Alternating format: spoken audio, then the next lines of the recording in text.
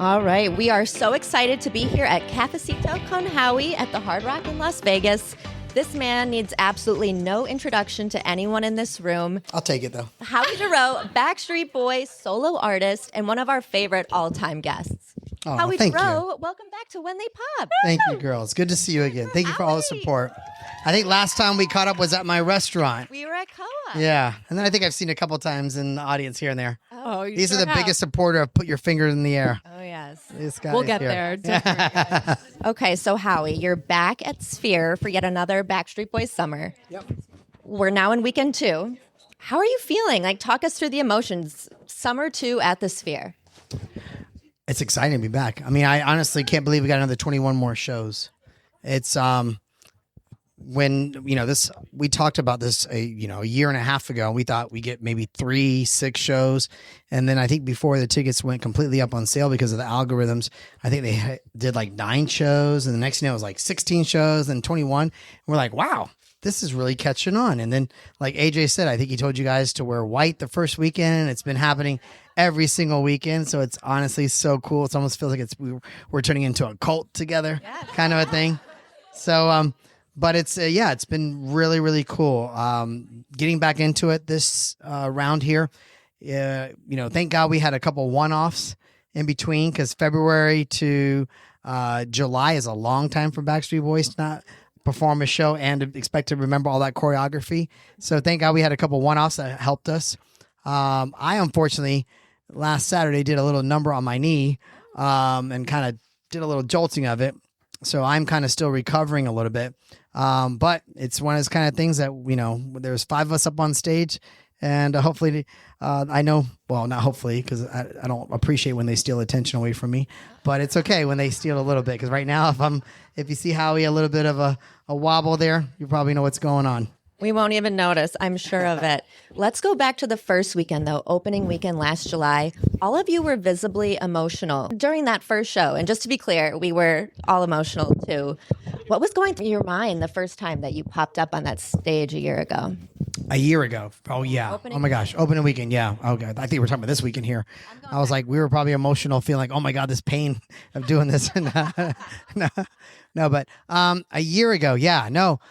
I think it's because I know myself personally, when we talked about doing Sphere, it wasn't the original plan for this run that we just did here of the Into Millennium. Original plan was to try to do the recreation of the Millennium show back in the Sphere, and back in the round and everything. But like I was talking to you guys earlier about communication, we always try to listen to each other. And Kevin came to us and said, guys, I'm supportive of whatever we do. He says, but I have to be honest with you. He says, it's my son's senior year, and I would be really probably sad here and there on the run if I had to be away from him for a whole year while he's its last year. And we said, bro, we got you. And so indirectly, we were kind of thinking, well, how can we still get the celebration of the 25th anniversary out? And there was talks all around everything. And then I think even Kevin said, what about going back to Vegas? And I remember going, we were just in Vegas. Oh, that's going to be, good timing. And then where would we go if we went back to Vegas? And so I said, okay, well, if we, give a shot out, let's probably, maybe have a good chance of getting back to Planet Hollywood or maybe the Park MGM. And I'll never forget, our management said, we're going for Sphere. And I was like, good luck with that one. I'm like, that's not going to happen. That's for like the Eagles, U2, like those legendary artists. And to my surprise, when they came back and said there was interest, I was just like blown away. And so that first weekend of seeing you guys all coming out and seeing everybody, like we were talking earlier, all in white, that's hard not to get emotional and to feel the love that's in that room every night that you guys bring us. It just never gets old. Never gets old. And now 30 years in, you guys are still making history. The Backstreet Boys are credited with boosting the Las Vegas tourism and economy during like an otherwise kind of slow period. What does that mean to you to see the power of the Backstreet Boys and the Backstreet Boys Army in full force? You guys still coming out strong. When you said that, we've heard that. We've actually heard some of the people from like the Venetian Hotel, which I love that you guys picked that place and you're all in white. If anybody goes to that hotel, they know that there's a Backstreet concert happening that weekend because you guys are representing and the pop-up, which I'm very proud of, that you guys are checking out the history of the Backstreet Boys over the years. If you haven't had a chance to see it, I highly recommend it. We've recreated TRL. We've recreated like the trip around the world with just a bunch of memorabilia and the Millennium Tour. But yeah, I mean, it's very flattering to hear from Vegas, the industry that we have, keep the economy going here. To me, it doesn't seem like Vegas is slowing down ever. But they said, I guess there was a little bit of slow, and I guess you guys have really helped boost the economy here. I think Sphere is very grateful for it. I think Sphere is very grateful that you guys also like to consume adult beverages. I think because they are very happy with the adult beverage sales, I guess, that we're bringing to the table. So hopefully they'll want to keep on having us. Love that answer. Now, Howie, tell us, do you have a personal favorite part of the show at Sphere? Besides the bow, no, just joking. That was bad. Our joke. least favorite. That was bad. That was over. a bad joke. Sorry. They're like, oh, we know how he's doing at the very end, what he's thinking. No. I mean, the very beginning is that pop-up is just exhilarating, the energy that you feel. But going up on the little, whatever higgy-jigger you want to call it, what's that word? Giant disc. Yes, the giant CD, I guess. Platform. Thank you. I'm still learning English along with Spanish. But yeah, going up on that thing is pretty cool to see you guys. I wish I could be in the audience to see what it looks like. I mean, honestly, for the show, I wish I could like clone myself one night. I almost thought of sending my brother in because he looks a lot like me, and just like see if you guys could, if I could get away with him performing one night for me, so I could sit in the audience and watch it. But he doesn't know the dancing, so that's not going to work out. What about Tributo? Yeah. Out there. Okay, we have to talk about the set list, specifically Siberia. Thank you. Yep. This song has been in our top, Mary and my top Backstreet Boys songs forever. It felt like a dream when we heard those chords starting to play in Sphere. It wasn't a single, so tell us, how did it make the cut to be on the set list? Siberia is probably one of the top 5 songs of the Backstreet Boys if we had to all vote on one of our favorites. It's just that song is, I don't know, it just has such emotion. It's very thematic. And when we were talking with the director of the show, Baz Halpin, who is just an amazing director, he's helping us as well with the not Vegas, but with the Germany show, and he's just legendary. He did Taylor Swift's last big tour that she did. He's worked with Usher, I think, the Eagles at the Sphere, so he's really on top of his game. So when he came together with the idea of making the Backstreet Boys Mount Rushmore. Yes. I was like, okay, let's see how this works out. But they had some great makeup artists. I mean, the people who did the makeup for us were like people who did like Lord of the Rings and all these like big like theatrical movie makeup artists. So it was cool. It's cool to, I think it's just, I even have friends that have just become recent, like Backstreet fans, some dudes, and they're like, dude, that Siberia song is like, there's something about that song. It's just very catching. So it's, we wanted to sprinkle in a little extra, besides the Millennium record, because, we just wanted to make it a little personal for you guys. So I'm glad to hear that you guys like that song. We love that song. Is there a song that didn't make the cut that you wish you could have kept on the set list for Sphere? Oh man, there's so many. And it was tough because we were like, okay, we're, there's only so many medleys we can make before you guys are like, all right, come on, where's the whole song, I would have liked to had In a World Like This, I think. I think that would have been nice to have in the set. But like I say, it was just tough. To try to get that show to be entertaining enough for you guys.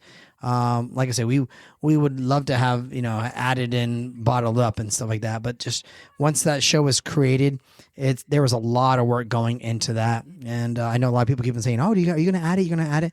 And so I think we're going to save that for another future show for you guys coming up soon. Maybe. Awesome. Well, let's talk about your new single, Coqui. Tell us the inspiration behind the song. I know you talked about it, but we need it for the pod. So the inspiration behind Coqui was after I can't remember if it was which song it was of the Backstreet repertoire that I translated in Spanish, but we were experimenting with a little bit of reggaeton and Afro beats. And we realized while we were recording that, when they're like, the two other guys I was working with, the producers and writers, are like, Howie, this is like your sweet spot right here. Like your voice fits very well right here in this range, and just the laid back kind of feel to it. And so they said, they kept on challenging me on writing music. And I kept on saying no. For the longest time, I kept on saying, no, this is just going to be a project of just Backstreet songs in Spanish. And then finally I started saying, you know what? Why not? Why am I limiting myself? Let's just, now start experimenting and see where it goes. And so to my surprise, we wrote Coqui, and I was just like, this is a good song. This is a good song. Why should I limit myself to where the inspiration of the project started? And that's why even right now we're not stopping it. We're still in the midst of seeing what comes next with the recording, and possibly even collaborations and stuff like that. So, but yeah, Coqui came. It was inspired by that, and like I say, when I was doing the writing, I said I wanted to write about like my journey, because this is more to me than just a record. This is more of a journey for me. I've been documenting a lot of this. I've been having like friends and family and film crews around me and stuff like that, because I feel like I would love for you guys to eventually see this journey that I've been on so far. And I've taken my mom to Puerto Rico with me, and she actually took me around her town where she grew up in Fajardo and Rio Piedras, and just showing me just reconnecting of what she grew up in the island. And so it's been even you'll see we've been with recording the challenges that I had on certain things, because when I grew up as a little kid, I was taught everything has to be with the R is like kind of a thing. And then I've come to realize not every word in Spanish is so I had to learn how to calm that down a bit. And you'll see there was definitely some, challenges that I had with certain words, and also even just the different dialect, that's sometimes like even in Puerto Rico, there's certain words that they chop off, and, certain words is slang and stuff like that. So, and I wanted to be as authentic to the Puerto Rican culture. I wanted to write about Puerto Rico. I wanted to write about my connection with Puerto Rico. And so that's where Coqui, I felt like it really captures the essence, the energy, and the vibe of Puerto Rico. And what's it like seeing this reception? Like, I don't speak Spanish, and I'm walking around like, cuckoo, cuckoo, cuckoo. I don't know what I'm saying, but I like it. It's in my head. How is that to see everybody embracing this song? That's very flattering when you hear people who don't speak Spanish and don't know what I'm saying, but they love the song still. And that just goes to hopefully show me that we stumbled upon a little bit of magic in that song. I know, even for me, growing up not knowing Spanish, there were songs that I remember, Feliz Navidad, and, just different things that you as a kid, you didn't know what was being said, but hey, it stuck with you, kind of a thing. So you've shared a lot in the room with everyone here at Cafecito con Howie, the experience of getting in touch with your heritage, your identity, exploring that. It sounds like a blend of vulnerability and curiosity has been a huge part of this project. What kind of work went into tapping that part of yourself as part of this process of writing this and recording this new music? So it was definitely, I had to do some soul searching, figuring out like what what rang strong and true to me about what I wanted to write about, especially with the writing. When it came to the Backstreet songs, I really, like I said, I wanted to go out there and just have an open canvas and just paint with the paintbrush and just see where it goes. And so that's why, we have, like I was saying a little earlier, we have some songs that have some merengue, some salsa in it. Like I say, we are working bachata as well, but it was truly about like, okay, like even when I was talking about earlier about writing the stuff that was originals, like what am I going to say?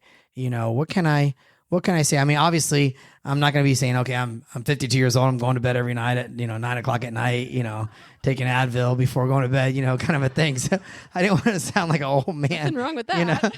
But, so there is a little bit, even when you see Coqui, there is a little bit of pushing the envelope on a couple lyrics here and there. But that's because I feel like I have that still in me, the fire, the passion, I'm Latino, it's in mi sangre, and, a little sexy. Why not? Doesn't hurt even at 52 years old. But yeah, so I wanted to just do something that really rang true to me. And a lot of that is is connecting with my culture, connecting with the island, connecting with the people. Embracing who I am as a Puerto Rican. And thinking of your own family, how has this process, making new music, getting in touch with your heritage, your roots, has that changed the way that you're encouraging your children to embrace their heritage? I am teaching my kids how to eat good now. They are eating some good lechon, which is an unbelievable Spanish pork dish. There's a lot of rice and beans in my house being eaten. I try to. It's funny because actually my oldest one, he's now getting ready to go into his 4th year of Spanish, and he grammatically knows Spanish better than me now at this point. I can't help him anymore. If anything, he can help me. And I'm always encouraging that it's not only just looking at it on paper and talking with the teacher. It's out there, getting out, speaking to abuela, watching the news, doing things, because I know that's, to me, was the only way that, when I got as close as I did to solidifying it was helpful, was talking with people and stuff like that. So my youngest one, he's just starting in elementary school to take Spanish in his 7th grade year. So hopefully he'll embrace that as well. But I can definitely tell you, they have it in their blood, especially when it comes to the food. I don't know about the dancing yet, but we're getting there. We'll work on that. We love your merch. We're repping it. Thank you. I appreciate that. The beautiful designs with your mother on it. We need to know, what was your mom's reaction to hearing Coqui for the first time? So I told my mother about this project and about a year ago when I kind of was just playing around with the idea. And when I started playing her some of the Backstreet songs, just like rough demos of it, I played it at her house. And she was just, my mom's my biggest supporter. She's the reason why I'm here, because she not only, allowed me to have this dream, but she believed in my dream as well. It was partly her dream as well to make this come together. And so as a little kid, she did anything she could, even working extra work just to get me in voice lessons and dance lessons and acting lessons, whatever it was. And so for me to be able to do this, it's to make her proud is so gratifying. What kid doesn't want to make their parents proud?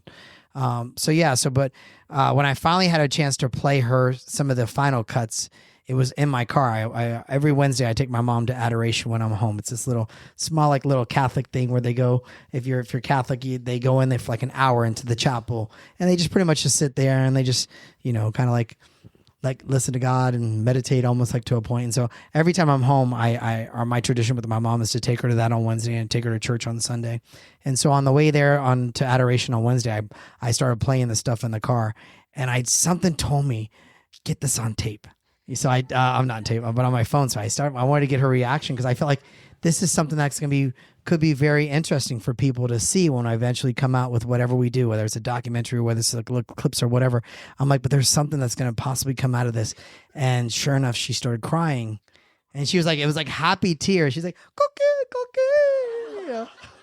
And so it's funny. She actually was on a mission, and I'm so bummed because I have it here and I left it, I think, in the meet and greet room. But she was in Puerto Rico, and she went out of her way to find me this little Coqui frog that makes it, you push it and it makes a Coqui sound. And I normally have been doing it now in the song, where the part where you hear the frog make the sound, and I forgot it in the meet and greet. But next time, if you come again, you'll see it. But she's just so proud of me and the song, and just she's always coming back home from Puerto Rico with, here's Howie, this is a rain instrument for you to put in your next song. And she's always trying to find instruments there from Puerto Rico to put into the music. Let's talk about your musical legacy, both as a Backstreet Boy and as a solo artist. What do you want that legacy to be? That's a good question. These are not Tiger Beat questions, that's for sure. No. I just hope that, when the day that I'm not here, that, hopefully our music just, carries on. Right now, seeing how much love that we're getting from so many generations and people in the entertainment industry, sports industry, proms, birthdays, weddings of our song, I Want It That Way, being played, and, people sending us videos and stuff like that of it. Look out in the audience, seeing, anywhere from 3 to 4 generations out there. Our music now is getting to little ones like that right there. I put to sleep already, but Sleeping. Up All Night with Howie Dorough from the Backstreet Boys. No, But yeah, it's just, to me, it's, just being able to know that hopefully we put good music, that's timeless music out there, and that transcends over generations. We love that. So you mentioned earlier about recording some Backstreet Boys songs in Spanish, and you were making them different, changing the tune and the tenor. Can you share any of those that you're working on, or give us any hints? Or We're looking at Jen. They would like to know where I've gone with some of the songs. Do we want to let the cat out of the bag yet, or I gotta leave some surprises for you guys. get a hint, maybe. I mean, like I said, there's definitely some ballads that we have switched up, and because I think with experimenting with salsa merengue, you can take a lot of times stuff and make it fit even a ballad. So I'm sure you can probably guess there's a couple ballads. Okay. Some of them are my favorites. But yeah, I mean, I've gotten, I think across the board, I think we have a mixture of I Want It That Way, as you guys heard, All I Have to Give. I think I've worked on As Long as You Love Me, Quit Playing Games, Spanish Eyes, Show Me the Meaning. Yeah, so you'll get a little bit of an idea of the set list. I'll let you guys, I'll hold off on exactly the production to give you guys something to look forward to. And so what can we expect next from solo Howie? Is there an album forthcoming? Is there another single lurking around the corner? What is next? Well, I was in Puerto Rico, which was a crazy whirlwind trip. I would think I was there for 72 hours, and we recorded 2 music videos. And then I went straight from there to Vegas to rehearse for Bottle Up and to shoot the video for, for, what was the thing that we did that weekend? Bottle Rock, but we shot the video for Bottle Up. Sorry, there we go. Too many bottles in that. Or maybe I had too many bottles that night. But so anyway, so we were literally I was there for less than 24 hours in Vegas, and then jumped on a plane and went to New York, where I shot the video. I don't know if any of you guys had a chance to see this past weekend for the World Cup. Yeah, I did my first performance of Coqui, and which is so cool. Telemundo has come on board, and they've been so supportive. And they asked me to come out there to shoot for the World Cup entertainment. And so where was I going with this question? What's next for you? What's next? Okay. Some ginkgo biloba is what's next for me to take. Yes. So the next. So while I was in Puerto Rico, wow, sorry, I'm getting hot up here. Oh, maybe this is tea. This is Cafecito. Anyway, sorry. Stop, JJ. You're making me laugh over here.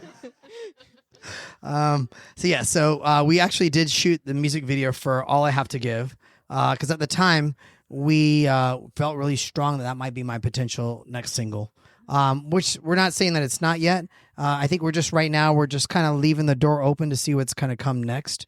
So that's why we even at this point, we had a certain time frame that we wanted the album to come out. There's definitely an album in the works. But now we're kind of even, opening that door back up and not putting, a timeline on it. So, because I feel like this record is it's still taking shape, and I feel like I'm still learning while I'm making the record. We're still experimenting. And, especially in the Latin world, the love and what I've been embraced by the other entertainers and stuff like that, we're like, this might, lend itself to having some other artists on this record with me and features. And I would love nothing more than that, just to get the endorsement, the embracement from other Latin artists. Speaking of other Latin artists, we gave you a little homework assignment before today. Because we're a Y2K nostalgia podcast, we have to talk about Latin music of the 90s and 2000s. Okay, let's talk it. We asked you to compile your top 5 favorite Latin bops from this era. So we just want to share with us, what is it about this music that you love? A line, a melody, anything. What pops out that makes it special to you? Your first pick was Just Another Day by John Cicada. Yes. One of my favorite artists in the Latin world. John Cicada was a big inspiration to me to want to do a Latin project. He had an English record and a Latin record, both out around the same time. I think the Just Another Day was English, and I think it was Otro Día Más was in Spanish. Yes, Y Verde. Yep. Is it verde? Si verde. Oh, si verde. Si. Sin verdes. Sin verdes. No entiendo. Yo no hablo español. Sin. None. None. Verte. Okay. Yes. Otro día más sin verte. Gracias. I'll have to go to my Duolingo after this and translate. Okay. But yes, he just is an artist. And now I have to really go look up no more. But he, like I said, he really inspired me to do, English and Spanish. Because actually some of this record is going to be a little bit in Spanglish as well. And I think he was the first person to, I felt like, just intertwine the two, whether it was individually the tracks or some songs it was just a little bit in the mixing of. So yeah, he's one of my favorite artists. And I actually I got a chance to do some writing with him over the years. So on my previous attempts that I've tried making the record. How about Livin' La Vida Loca, Ricky Martin? Yes. Ricky Martin, Living La Vida Loca. Like I say, getting to have that experience of having Ricky Martin in the audition of mine literally come down from the house in Orlando that they had a little vacation home in Bay Hill. And I had the chance to audition for the group, I think when I was around 14 years old. And I remember the casting woman was like, Ricky, ven aquí, come downstairs. And so he literally sat there and watched me sing Endless Love. I chose that song. I don't know why, because I think my voice hadn't exactly hit puberty yet. So I was singing the girl part and the guy part together. But it was his favorite song, coincidentally. So he came down and watched me sing. So he's always been like, I looked at Ricky like, man, this guy's like the Latin heartthrob. I even looked up to him so much that I thought I would grow my hair out one day, which I did. But I realized that the Irish side didn't work out exactly with the Puerto Rican side. And my hair didn't look as good as his. It definitely wasn't as full. I actually years ago, it's kind of funny, and I think I gave these in the next couple of songs as well.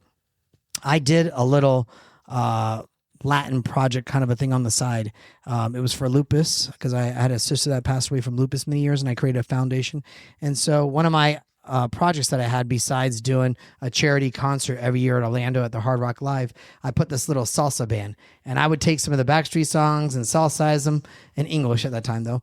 But then I sang songs of a lot of different artists that I admired at the time. And I think these next couple of ones are even some of them. So Ricky Martin was definitely, I had to throw in Living La Vida Loca. Bayamos, Enrique. That's right. Enrique Iglesias. Great guy at the time. I remember it was like Ricky and Enrique. It was like Backstreet and NSYNC. It was just like they were, what was it? Brittany and Christina. Yes. It was all out there. We were all like fighting for the thrones, and it was all great, friendly competition. And I just remember the two of them were like on the top of my list as well. And Enrique just was a heartthrob looking, guy with a little thing on his there, which was like, he was just like, the women just loved. And once again, I was trying to fit in with that crowd somehow. Well, the fourth one you gave us is I Need to Know by Mark Anthony. Yes. Mark Anthony is a great guy. I had the honor and privilege of going to his second wedding in Puerto Rico with Dayanara.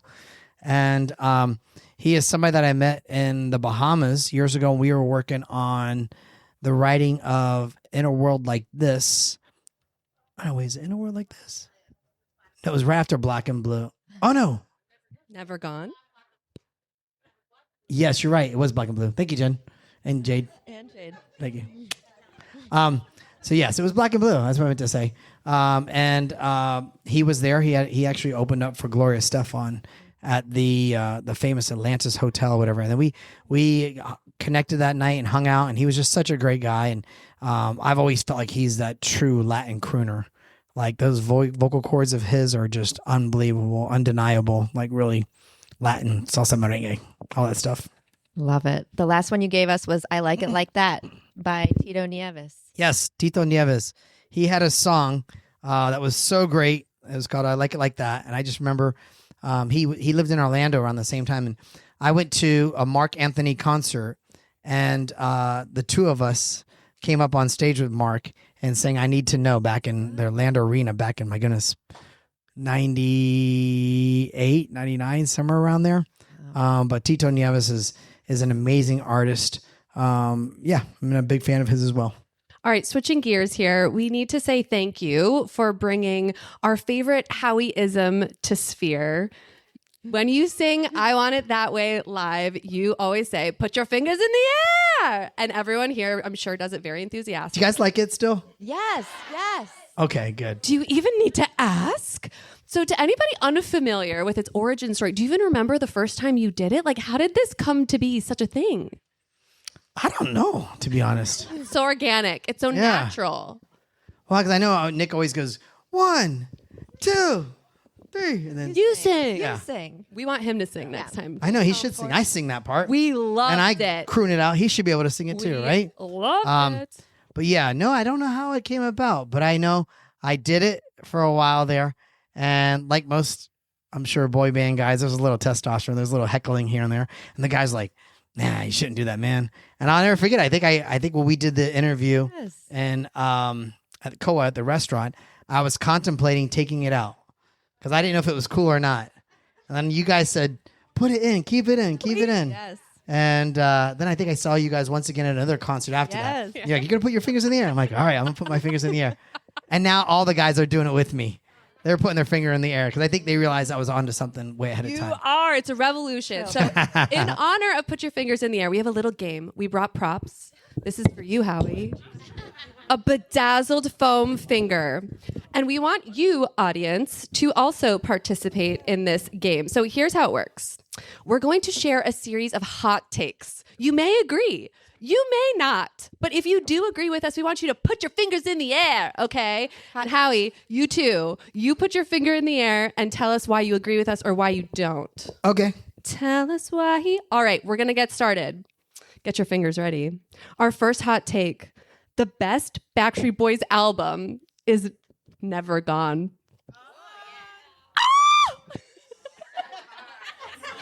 What do you think? Actually, that is my wife's favorite. She thinks there's so many cuts there that didn't get the proper time that should have been singles. He has taste. But yeah. So what's your pick? Halfway.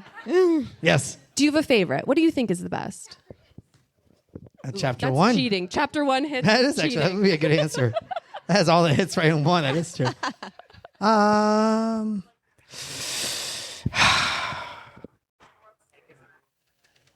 That is tough. Picking a child.